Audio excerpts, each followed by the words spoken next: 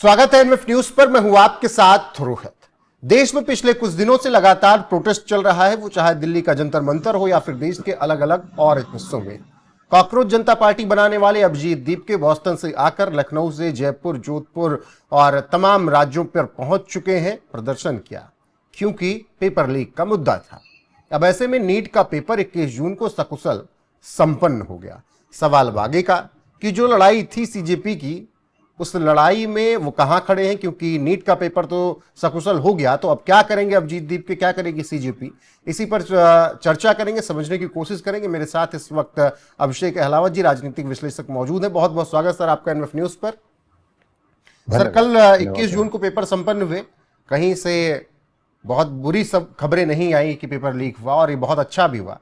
अब इसके बाद आपको क्या लग रहा है कि क्या प्लान होगा अभिजीत दीपके का? प्रोटेस्ट खत्म हो जाएगा या फिर पॉलिटिकल मूवमेंट बनेगा? ये देखिए, जो मोटिव था इनके प्रोटेस्ट का वो बहुत ही जेन्युइन था और वाकई में ये देश के भविष्य के लिए, छात्रों के भविष्य के लिए बहुत ही दुखद था कि इस तरीके से पेपर के इतना बड़ा पेपर जिसके ऊपर इतना बड़ा सरकारी अमला लगा हुआ है, इतने सारे सरकारी अफसरों को केवल ये पेपर कराने के लिए जिम्मेदारी मिली हुई थी, और उसके बावजूद भी अगर वो पेपर लीक होते तो देश के बच्चों के ऊपर बहुत बुरा एक असर पड़ता है। तो उस हिसाब से उन्होंने टॉपिक तो बहुत अच्छा चुना था, और देश में जैसे उनको ट्रैक्शन शुरुआत में प्राप्त हुआ था, कॉकरोच होने के बावजूद भी लोग उनके साथ जुड़ने लगे।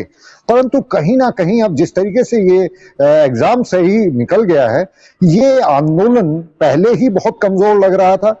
ये जेंडर इक्वलिटी की बातों पे आजकल ज्यादा, जिस तरीके से इनकी वीडियोस आ रही हैं, वहां पे जिस तरीके के लोग पहुंच रहे हैं, वो जेंडर इक्वलिटी की बातें करने लगे हैं कि हमारे यहाँ जेंडर इक्वलिटी नहीं है। भारत में क्या, पूरी दुनिया में कहीं भी इस तरीके के जो एजेंडा है, भारत तो अभी बहुत ही अभी पिछड़ा हुआ मैं इसे देश कहूंगा, उतने हम अमेरिका जैसे मॉडर्न नहीं हुए। वहां पे भी इलेक्शन ऐसी चीजों पे या बड़े मूवमेंट ऐसी चीजों पे नहीं कारगर हो पाए हैं। तो कॉकरोच पार्टी, पता नहीं आगे जाके ये जेंडर इक्वलिटी के ही मुद्दा इनके पास अब दूसरा बच गया है, क्योंकि एग्जाम तो सही सलामत निपट चुके हैं। ये कॉकरोच पार्टी, जहां तक मुझे लगता है, तो कहीं ना कहीं भाजपा के विरोध में, केवल भाजपा के विरोध में एक ट्रॉप बनाई गई है। कहीं ना कहीं से इनको बैकिंग प्राप्त है, कहीं से ना कहीं से इनके ऊपर फंडिंग हो रही है। तो हो सकता है नया मुद्दा ये खोजने की का प्रयत्न करें। पर जैसे कि अन्ना हजारे जी का जो इंडिया अगेंस्ट करप्शन का जो एक बहुत बड़ा आंदोलन हुआ था, उसके मुकाबले देखा जाए तो ये 10% भी नहीं है। और जो अनुभव हिंदुस्तान की जनता को अरविंद केजरीवाल जी के द्वारा प्राप्त हुआ है, दिल्ली की जनता को प्राप्त हुआ है, वो कहीं ना कहीं इन लोगों की जो विश्वसनीयता है उसके ऊपर सवालिया निशान खड़ा करता है। मुझे लगता नहीं है कोई क्रेडिबल पॉलिटिकल फोर्स बन के खड़े हो पाएंगे। जी बिल्कुल। लोग तो ये कह रहे हैं कि सर अब तो सीजेपी वाले बेरोजगार हो गए क्योंकि मुद्दा खत्म हो गया। हालांकि वो कह रहे हैं कि हम मुद्दे से भटकेंगे नहीं, भी तमाम मुद्दे हैं देश में। लेकिन आपने जिस फंडिंग की बात की, इसके अलावा अभी तो आपने करंट सिनेरियो समझाया।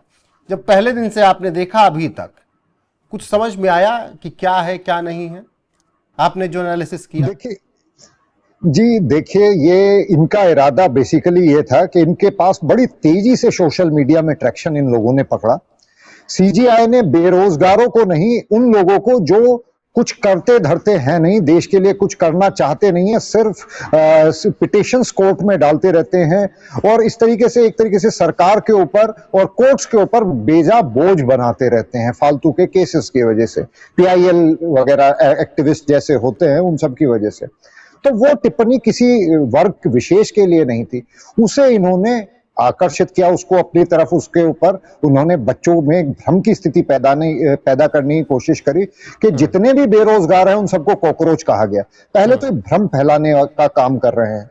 तो इसलिए मैं इन पे विश्वास करते हुए बहुत बारीकी से इनकी फंडिंग की डिटेल जानना चाहूंगा।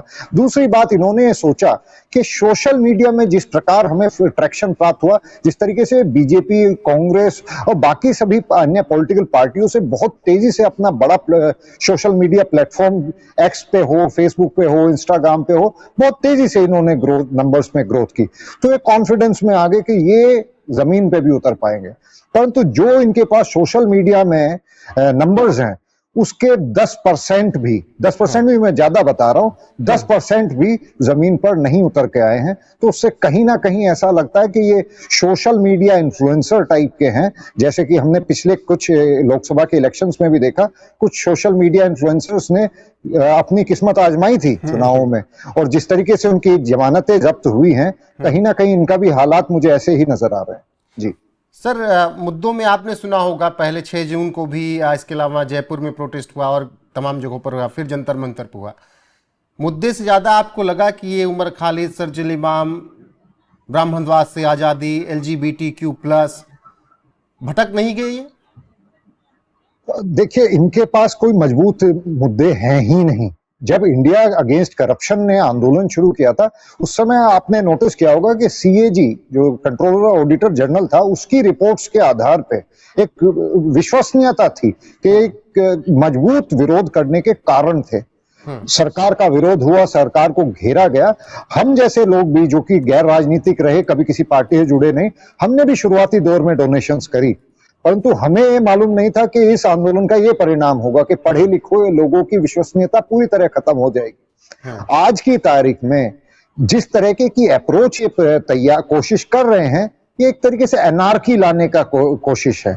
ये LGBTQ, ये मेरा एक सवाल आपके दर्शकों से सबसे होगा, मेरे को किसी LGBTQ आप किसी भी उससे ताल्लुक रखना चाहें, उससे आइडेंटिफाई करना चाहें, मेरे को कोई दिक्कत नहीं है, परंतु मेरी एक बेटी है या आपकी एक बेटी है, क्या आप अपनी बेटी को उस बाथरूम में जाने देंगे जिसमें कोई व्यक्ति जो पुरुष है, हमें मालूम है पुरुष है, चाहे वो अपने आप को किसी भी जेंडर से एसोसिएट करता हो, साड़ी भले ही उसने पहनी हो, क्या हम उस बाथरूम में अपनी बेटी को उसके साथ जाने देंगे? ये सवाल है मेरा। तो इस तरह की राजनीति कम से कम हिंदुस्तान में तो चलने वाली है नहीं। ये कोशिश करके देख सकते हैं, परंतु LGBTQ वाला जो सिस्टम है हमारे यहाँ, हम बहुत पहले से हम उनको, जब वो हमारे यहाँ शुभ में आते हैं, हम उनको दिल खोल के दान पुण्य करते हैं, उनसे दुआएं लेते हैं, बस इतना ही हमारा उनसे सरोकार है। जी बिल्कुल अभिषेक जी, बहुत अच्छे से आपने चीज़ों को समझाया। फिलहाल सकुशल पेपर संपन्न हुआ, इस देश में प्रदर्शन होते रहे, कुछ भी हो वो बात अलग है, लेकिन जो सबसे बड़ा मुद्दा था, ये राहत की सांस रही, लाखों विद्यार्थियों की भविष्य का सवाल था और वो सुरक्षित किया गया है। फिलहाल कोई ऐसी खबरें नहीं है कि पेपर लीक हुआ है और सकुशल 21 जून 2026 को नीट का पेपर हो गया। अब ऐसे में CGP अभिजीत दीप के आगे क्या करेंगे, ये बड़ा सवाल है। उन सवालों के जवाब आगे ढूंढे जाएंगे। अभिषेक जी, आपका बहुत शुक्रिया हमारे साथ जुड़ने के लिए। इस वीडियो में बस इतना ही। बने रहिए हमारे साथ देश और दुनिया के हर एक अपडेट के लिए। नमस्कार।